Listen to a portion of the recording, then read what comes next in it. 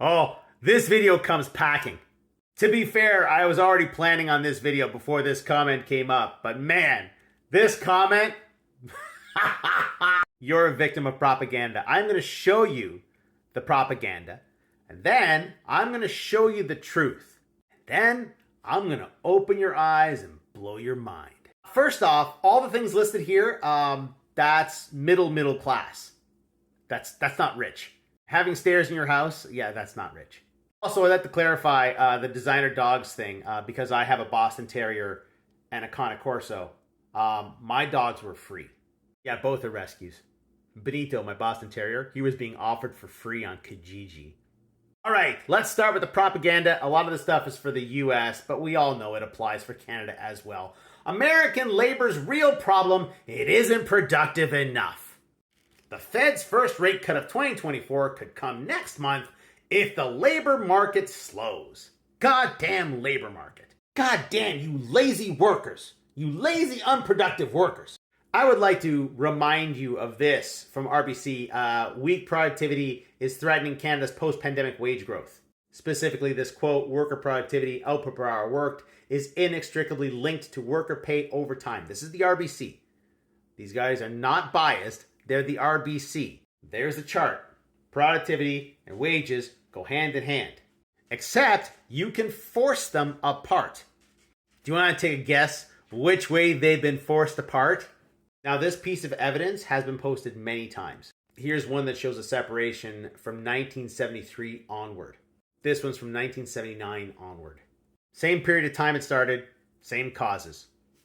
But let's just go with this article. From 1948 to 2022, 1948 to 1979, productivity and wages grew more or less at the same rate. Why? Unions and laws, specifically labor laws. However, by attacking those laws that kept people more or less equal, productivity has gone up 64.7%, but hourly pay has gone up 14.8%. Starting in the 70s, policymakers began dismantling all the policies helping to ensure typical worker wages grew with productivity. You can just pause this and read through this laundry list of things that they did. At the end of the day, any policy that would push down wages, that succeeded over and over and over again. Has anything changed? Specifically here in Canada? Oh, fuck no. For all the talk about trying to help the middle class, the government is actively trying to suppress the middle class. They're trying to completely eradicate it. They've hired double the amount of foreign workers as 5 years ago, and they couldn't do that unless the government allowed it. Now, I went on a deep dive on construction pay, and it varies because there's so many different trades and skills required and so on and so forth. So I just went with the Government of Canada information. Construction union wage rates. It goes over all the regions in the country. I'm in London, so I'm going to highlight London. 42.65, that's May of 2014. 47.61, that's May now. So 10 years later. That's an increase of a little less than 12% over 10 years. So I went over to the Bank of Canada and used their handy-dandy calculator. 42.65 in 2014 should be 54.71 in today's dollars. That's right, construction workers are making less now than they did 10 years ago when adjusted for inflation. Labor isn't productive enough. Labor isn't productive enough because other countries are way more competitive. Of course, they're more competitive because they use slave labor, and Canada is perfectly fine with that. Oh, if you're a slave, very productive. Very productive given the cost. Now let me wrap this up.